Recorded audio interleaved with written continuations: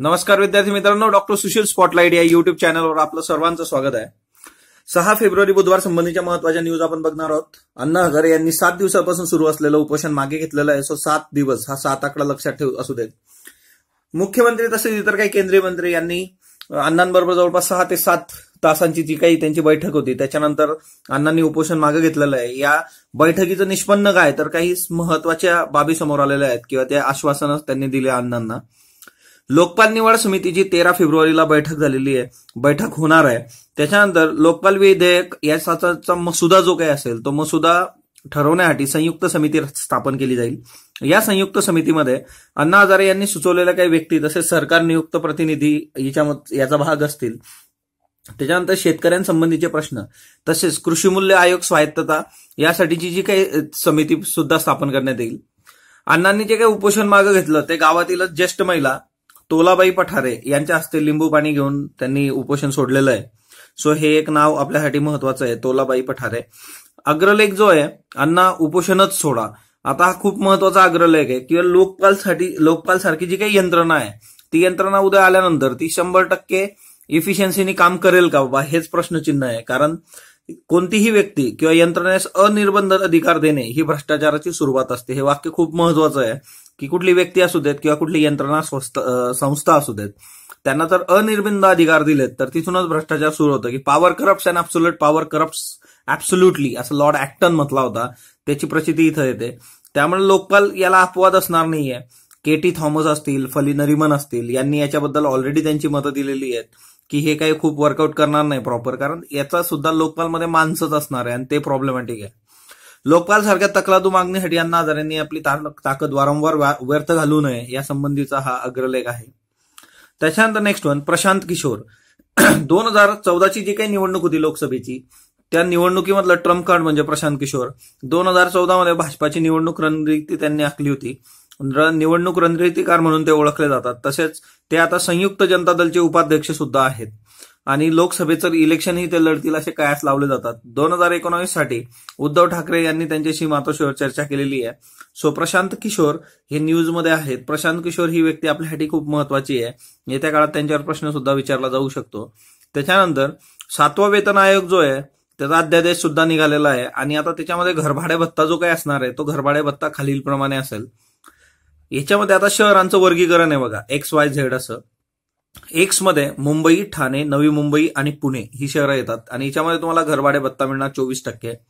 Y वर्गाचं म्हणजे हे 4 शहरं जर सोडली तर सगळी जी शहरं आहेत ती सगळी वाय मध्ये येतात, तिथं 16% भत्ता मिळेल। आणि झेड म्हणजे ग्रामीण भाग, तिथं 8% भत्ता मिळेल। सो 7व्या वेतन आयोगानुसार घरभाडे भत्ता अशा पद्धतीने असणार आहे। त्याच्यानंतर पुढची न्यूज आपण बघूयात। 7व्या वेतन आयोगाची समिती कुठली होती ती एकदा तुम्ही रिवाईज करा, कमेंट बॉक्समध्ये सांगा बरं मला। राष्ट्रीय आर्थिक दुर्बल घटक विद्यार्थ्यांसाठीची शिष्यवृत्ती योजना, NMMS अशी योजना आहे, स्कॉलरशिप योजना।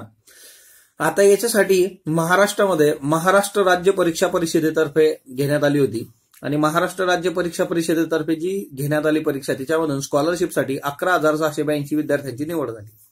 सर्वाधिक 10,971 विद्यार्थी हे मराठी माध्यमाचे आहेत। त्याच्यामध्ये ग्रामीण भागाचा याच्यामध्ये बोलबाला आहे, ग्रामीण भागातून सर्वात जास्त विद्यार्थी आहे। सर्वाधिक विद्यार्थी कोल्हापूर जिल्ह्यातले 971 आणि सर्वात कमी मुंबई 93 विद्यार्थी आहे।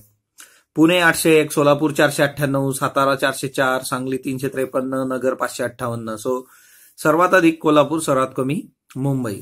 त्याच्यानंतर नेक्स्ट वन, अभिनेत्री शिल्पा शिंदे ज्या काही आहेत त्यांनी काँग्रेसमध्ये प्रवेश केलेला आहे। भाभीजी घरपे नावाची मालिका आहे तिच्यामुळे त्या अभिनयातून त्या चर्चेत आल्या होत्या। सो अभिनेत्री शिल्पा शिंदे यांनी काँग्रेसमध्ये प्रवेश केलेला आहे। अशा पद्धतीने आता बऱ्याच न्यूज येतील की वेगवेगळी जे काही सेलिब्रिटी आहेत किंवा जे ब्युरोक्रॅट्स आहेत ते जॉब सोडून सुद्धा 2019च्या याच्यासाठी तिकीट घेतील, जे 2014 आपल्याला बघायला मिळतं।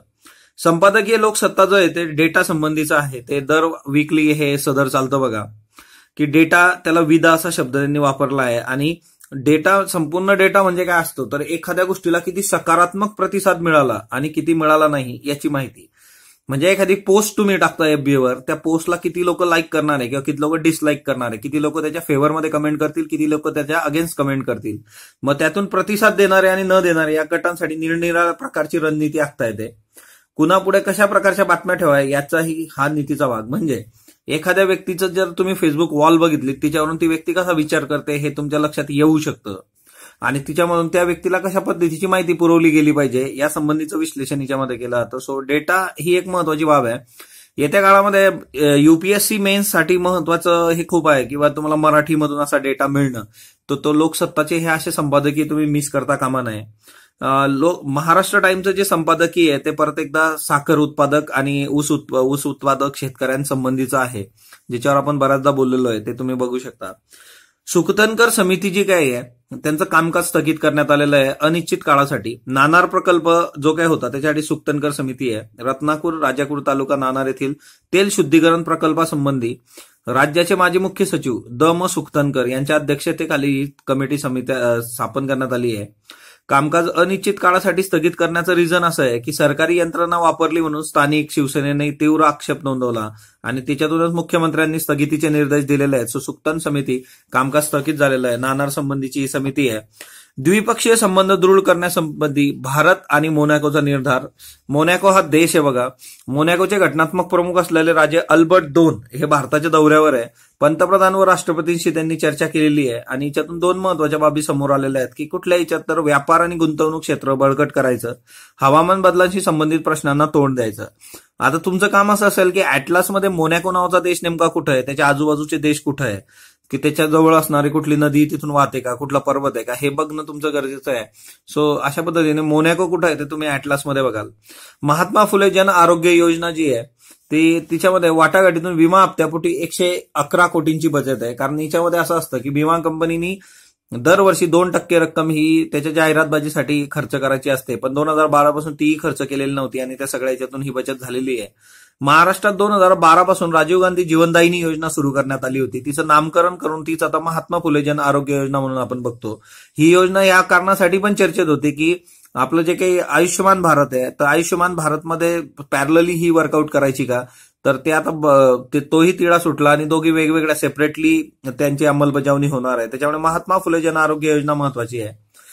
मध्य प्रदेशचा विचार केला तर स्थानिक नोकरीत स्थानिकांना 70% प्राधान्य असं मुख्यमंत्र्यांनी क्लिअर केलेलं आहे, ट्विट केलेलं आहे त्यांनी. आणि राज्यातील उद्योग आणि कंपन्यांना राज्य सरकारचा आदेश 70% स्थानिकांना जर प्राधान्य दिलं तरच सरकारच्या योजना, सूट आणि सवलतींचा तुम्हाला लाभ घेता येईल, अदरवाईज घेता येणार नाही. सो मध्य प्रदेशनी हा स्थानिकांसाठीचा की ज्याला भूमिपुत्र नावाची कन्सेप्ट जी काही आहे की अमेरिका फॉर अमेरिकन्स, महाराष्ट्रात सुद्धा शिवसेना, मनसे, मराठी आणि त्यांचे हक्क. सो अशा पद्धतीने मध्य प्रदेशमध्ये हा निर्णय आलेला आहे. आता राष्ट्रीय नमुना सर्वेक्षण 77वी फेरी होणार आहे आणि याच्यामध्ये कृषी कुटुंबाची परिस्थिती, त्यांचं मूल्यमापन सर्वेक्षण केलं जाणार आहे. याच्यामध्ये शेतकऱ्याचं उत्पन्न, खर्च, कर्जबाजारीपणा यांचा समावेश असेल. नॅशनल सॅम्पल सर्वेक्षण जे काही असतं NASSO, त्याबद्दल तुम्ही मला कमेंट बॉक्समध्ये सांगा की नेमकं काय असतं ते. ओके, सो ती एक महत्वाची बाब आहे आपल्यासाठी. त्याच्यानंतर तुम्हाला असं वाटतं का की महाराष्ट्रात सुद्धा नोकरीमध्ये स्थानिकांना 70% किंवा विशिष्ट टक्केवारीचं प्राधान्य दिलं गेलं पाहिजे, तसं तुम्हाला वाटत असेल तर तुम्ही तेही मला कमेंट बॉक्समध्ये सांगा. महाराष्ट्राचा अंतरिम अर्थसंकल्प जो आहे तो 27 फेब्रुवारीला येणार आहे आणि देशवर्षातलं पहिलं अर्थसंकल्पीय अधिवेशन 25 फेब्रुवारीपासून सुरू होणार आहे. सो ते आल्यानंतर आपण बघूयात तो सगळा अर्थसंकल्प.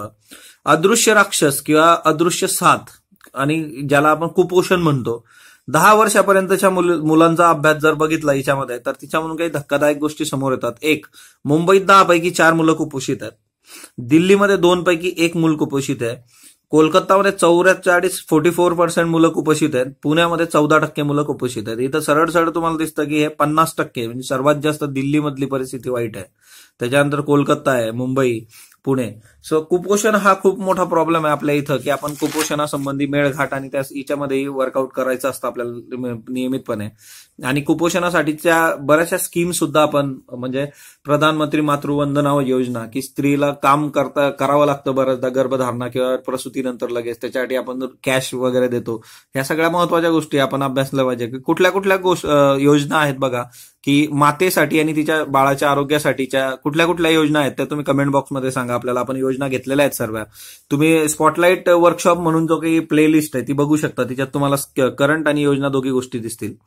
पोस्टामध्ये आता पासपोर्ट केंद्र हे सुरू करण्यात आलेलं आहे. म्हणजे ऍक्च्युली ही 2 वर्षापूर्वीच काही टिपिकल पासपोर्ट केंद्र सुरू करण्यात आले होते आणि आता हे मोठ्या प्रमाणावर राबवण्यात येणार आहे. पोस्ट आणि टाटा कन्सल्टन्सी यांचा हा भागीदारीमध्ये प्रकल्प असणार आहे. ऑनलाईन अपॉइंटमेंट घेतल्यावर टोकन दिलं जाईल तुम्हाला पोस्टातून. म्हणजे ऍक्च्युली पासपोर्ट कार्यालयातले एजंट किंवा मग ट्रॅव्हल्स कंपनी यांच्यात पैसे उकळण्याची जी काही वृत्ती आहे तिच्यामधून बाहेर पडण्यासाठी हा निर्णय घेण्यात आलेला आहे. सो आता पोस्टामध्ये पासपोर्ट केंद्र सुद्धा असेल. पोस्टाची बँक सुद्धा आलेली आहे बघा. भारतात किती पोस्ट असतात मी बऱ्याचदा सांगितलंय, तुम्ही कमेंट बॉक्समध्ये मला सांगाल. एकदा UPSC प्रीमध्ये हा प्रश्न विचारलेला आहे. दुसरी महत्वाची इंडियन पोस्ट पेमेंट बँक काय असते ते तुम्ही कमेंट बॉक्समध्ये सांगाल. पोस्ट पेमेंट बँक आणि पेमेंट बँक ह्या दोघींवर मी व्हिडिओ बनवलेले सेपरेट, ते तुम्ही बघू शकता. नॅनो अंतिम वळणावर आलेली आहे. नॅनो ही जी गाडी टाटाने काढली होती जानेवारी 2019 जर विचार केला तर जानेवारी महिन्यात एकाही कारचं उत्पादन टाटाने केलेलं नाहीये, तशी एकही गाडी विकली गेलेली नाहीये. सो 2008 मध्ये ऑटो एक्सपो मध्ये प्रथम सादरीकरण झालं होतं नॅनोचं. 2009 मध्ये ही बाजारात दाखल झाली होती. एप्रिल 2020 पासून हिचं उत्पादन बंद होईल अशी घोषणा म्हणजे काही अधिकाऱ्यांनी ऍक्च्युली ते स्पष्ट केलं होतं. पण आता ही सगळी परिस्थिती बघता जानेवारी 2019ची, त्याआधीच याचं उत्पादन बंद होणार आहे. सो नॅनो अंतिम टप्प्यावर आलेली आहे. काल मागच्या लंडन येथील स्मारकाची नासधूस करण्यात आलेली आहे. सो आपल्याकडेही जे काही असतं ते तिकडेही होत असतं. सगळी पृथ्वी गोल आहे इथून तिथून. उत्तर लंडनमध्ये ग्रेनाईट मधलं स्मारक आहे कार्ल मार्क्सचं, 12 फूट उंची आणि त्यावर कार्ल मार्क्स याचा अर्धाकृती पुतळा आहे. पण असं स्मारक किंवा एखादा पुतळा नष्ट करून एखाद्या व्यक्तीचे विचार नष्ट करता येत नाही, हे फार महत्वाची बाब आहे, ही लक्षात घेणं गरजेचं आहे. सो आपण डॉक्टर सुशील स्पॉटलाईट हा जो आपला टेलिग्राम ग्रुप आहे त्यालाही फॉलो करा तुम्ही. टेलिग्राम चॅनल आहे आपलं. जसं आपल्या युट्यूबचं नाव आहे सेम नाव आपल्या टेलिग्राम चॅनलचं नाव आहे. तसंच आपण डिसेंबर जानेवारीच्या आणि बजेटच्या ज्या काही कॉपीज आहेत त्या याच्यावर अपलोड केलेल्या आहेत. त्याला तुम्ही PDF करू शकता. .pdf जर कोणाचे ओपन होत नसतील तर त्या पद्धतीने तुम्ही वर्कआउट करा. दुसरं महत्वाची गोष्ट की वेदांत झेरॉक्स जे हत्ती गणपती समोर आहे बघा, ज्ञानप्रवीण समोर सदाशिव पेठेत, तिथं याची हार्ड कॉपी तुम्हाला मिळेल. डॉक्टर सुशील स्पॉटलाईट या युट्यूब चॅनलला जो तुम्ही प्रतिसाद देत आहात त्याबद्दल मी आपला आभारी आहे. जर आपले काही सजेशन असले ते कमेंट बॉक्समध्ये नोंदवा. ज्या लोकांना नोटिफिकेशनचा इश्यू असेल त्यांनी घंटी वाजवा. धन्यवाद विद्यार्थी मित्रांनो.